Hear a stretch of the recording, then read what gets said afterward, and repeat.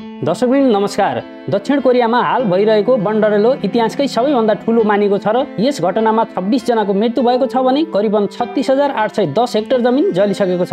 अधिकारीहरूले अनुमान गरेका छन् कि केही बनडरेलो मानवीय त्रुटिका कारण जस्तै परिवारका चिहानहरू सफा गर्न घाँस हटाउन आगो लगाएका थिए जसले डडेलो फैलिएको थियो। त्यस्तै वेल्डिङ कार्य गर्दा निस्किएको चिङ्गारीले पनि आगो लागि हुन सक्ने अनुमान गरेको छ। हाल भइरहेको बनडरेलो इतिहासकै सबैभन्दा ठूलो मानिएको छ। यसले 36,810 हेक्टर जमिन जलाएको छ, जुन सन् 2000 मा भएको पूर्वी तटीय बनडरेलोको तुलनामा यो आगो लागि 10,000 हेक्टर बढी हो। यस घटनामा हालसम्म 26 जनाको मृत्यु भएको छ। सुक्खा मौसम र हावाका तीव्र झोकाहरूले आगो तीव्र गतिमा फैलिएको छ र नियन्त्रण गर्न निकै कठिनाइ परेको छ। दक्षिण कोरियाको दक्षिण पूर्वी क्षेत्रमा गत शुक्रबारदेखि धेरै बनडरेलोहरू फैलिएका छन्। ती आगोहरू नियन्त्रण गर्न सरकारद्वारा हजारौं मानिसहरू, दर्जनौं हेलिकप्टरहरू र अन्य उपकरणहरू पनि परिचालन गरिएको छ। तीव्र हावाका झोकाहरूले बनडरेलोको नियन्त्रण गर्ने प्रयासलाई निकै कठिन बनाइरहेको बताएका छन् भने आगो द्रुत गतिमा फैलिएर जसले नियन्त्रण प्रयासलाई चुनौतीपूर्ण बनाएको। विसङबाट सुरु भएको बनडरेलो तीव्र हावा र सुक्खा मौसमका कारण तीव्र गतिमा पूर्वतर्फ फैलिँदैछ। यो आगो समुद्रतर्फको क्षेत्रमा फैलिँदै गएको छ। यसले परिस्थितिलाई झन गम्भीर बनाएको छ। विसङको बनडरेलो असाधारण रूपमा फैलिएको छ। आगोको मापदण्ड र गति अन्य बनडरेलो भन्दा निकै भिन्न रहेको विशेषज्ञहरूले भनेका छन्। साथै जलवायु परिवर्तनले बनडरेलोहरूलाई अझ बढी बारम्बार र प्राणघातक बनाइरहेको छ।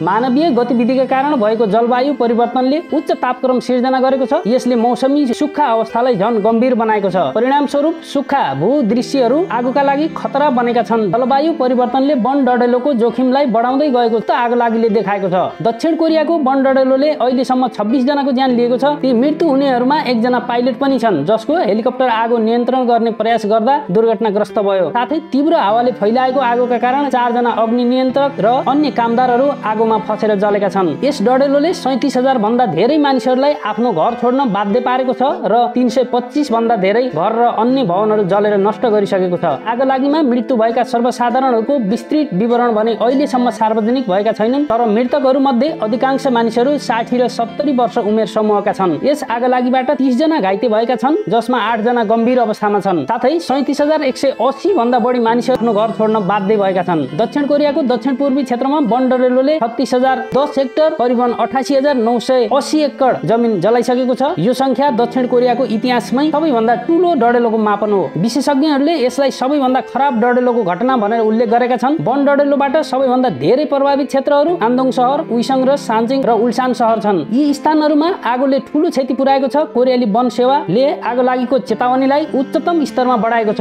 यसका कारण स्थानीय सरकारलाई थप जनशक्ति परिचालन गर्न, जंगल र पार्कहरूमा प्रवेश प्रतिबन्ध कडा गर्न र सैन्य युनिटहरूलाई लाइभ फायर अभ्यास अर्थात् गोली चलाउने अभ्यास रोक्न सिफारिस गरिएको छ। यसले बनडरेलो नियन्त्रण प्रयासमा सुधार ल्याउने उद्देश्य राखेको छ।